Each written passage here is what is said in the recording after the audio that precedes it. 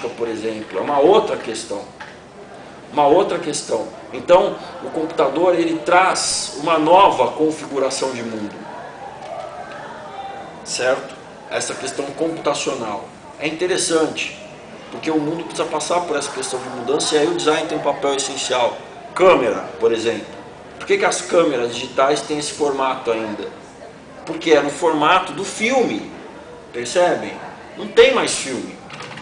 A câmera digital podia ter o formato que quisesse, podia ser o formato do alfinete, entendeu?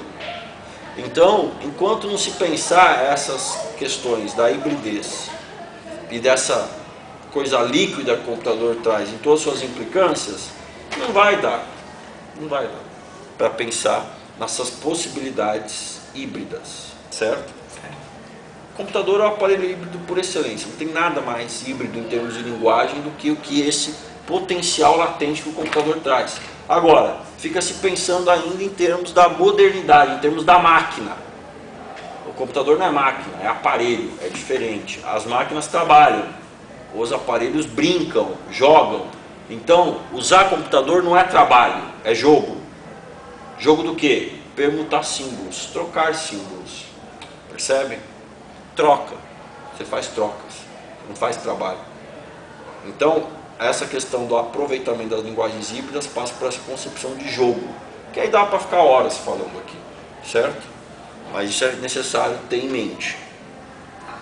Outro aspecto que nós pegamos da obra Tropicalia é a questão da antropofagia. E eu queria ver com o senhor também como o senhor vê, o senhor até usou o termo de canibalismo digital. Hoje eu usaria o termo canibalismo computacional, né, que agora tem uma clareza maior dessa área. Veja, a interatividade, tanto na Tropicalia, quanto nas outras proposições do Oiticica, quanto no aparato computacional, por que é importante essa ligação com a antropofagia e com o canibalismo? É interessante, vejam, os índios brasileiros, o que eles faziam? Eles capturavam os guerreiros das tribos rivais, né, das outras tribos, e, em primeiro lugar, eles deixavam o guerreiro livre nas aldeias, certo? O guerreiro sabia que ele ia morrer, entende? A partir do momento que ele foi capturado, ele sabia que ia morrer. O pajé, o chefe da tribo, oferecia ao guerreiro as melhores coisas que a tribo tinha. Oferecia a filha dele para o guerreiro, certo? Se o guerreiro começasse a chorar, se o guerreiro fugisse, era uma desonra a ele. E aí os índios não o devoravam, certo? Porque eles não iam devorar algo de um espírito covarde.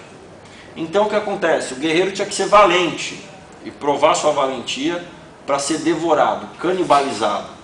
Vejam que interessante. E aí, quando os índios consumiam o guerreiro da outra tribo, nesses rituais de antropofagia, né, de canibalismo, eles acreditavam que eles estavam adquirindo os poderes, a força, né, a agilidade desse inimigo. Então vejam só como essa relação é interessante. Quando nós falamos então na antropofagia da modernidade, é também essa mesma coisa. Digerir coisas para expelir coisas diferentes. Agora, no meio computacional, o meio computacional é um grande funil. Tudo que você joga, ele aceita, sem distinção, certo? Então ele é canibalista por natureza. Ele é canibal por natureza. Né? Nem sei se tem o termo canibalista. Ele é canibal por natureza. Percebem? Então, quanto mais coisas distintas forem colocadas dentro desse funil canibal, né, esse funil antropofágico, mais inusitados serão os resultados. Daí a necessidade dessa abertura computacional. Percebam? Que acontece na Tropicalia, né? Que engole, vejam, a obra ela engole o espectador e o espectador engole a obra também. Entendem? Os dois se consomem. E a obra só tem sentido nessa relação da obra consumir o espectador, porque ela precisa do espectador para ser obra, e do espectador consumir a obra, porque a obra necessita ser consumida por um outro autor. Então o artista delega a construção da obra para o outro, percebem? Através desse ritual de pagelança, de canibalismo.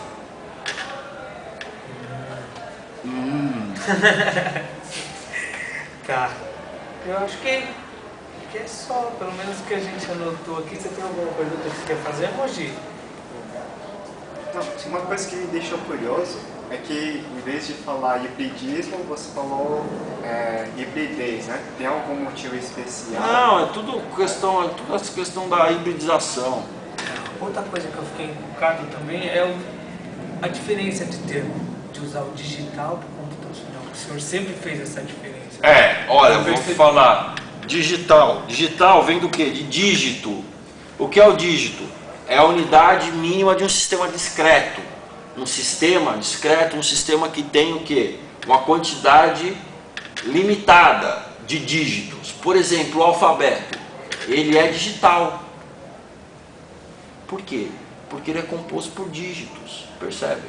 A, B, C, D, E, são dígitos. É a mesma coisa do computador, entende? Só que é só 0 e 1 na sua essência. Então, Shakespeare é uma obra digital, o texto, percebe? É composto por dígitos.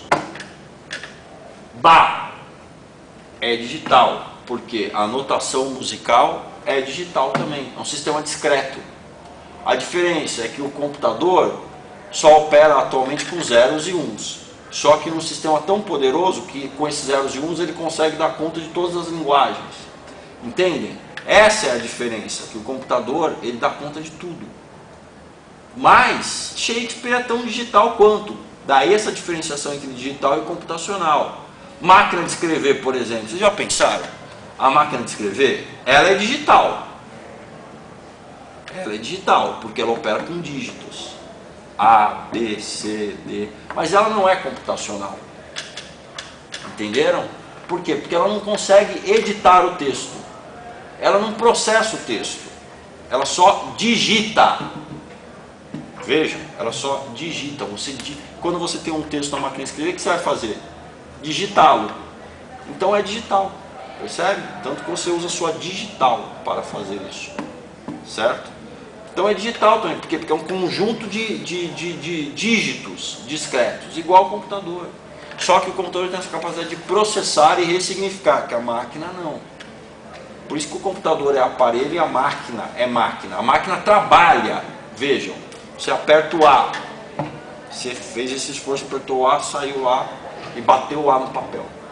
É trabalho, você vê o trabalho mecânico. O computador, se aperta o A, cadê o trabalho? Não tem. Tem um jogo de símbolos elétricos que passa, permutação elétrica, né? Essa é a diferença. A máquina de escrever, supondo, você está escrevendo seu texto, você quer que o amigo que vai receber a carta veja um vídeo em determinado ponto. Como que você faz? Só se você pegar e falar assim, nesse ponto, você cola uma fita VHS no papel e fala, tire a fita VHS, coloque no VCR, vá até a posição 32 e dê o play, entenderam? Já o computador não, ele tem essa capacidade de ser um solvente das línguas, das linguagens, né? Essa é a diferença. A computação, ela dissolve as linguagens, entenderam? Mas do resto é dígito também, percebe? É dígito.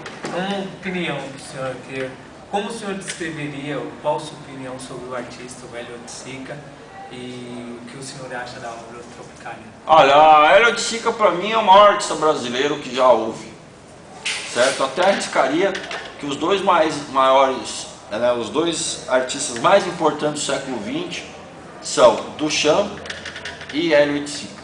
Eu acho isso, né?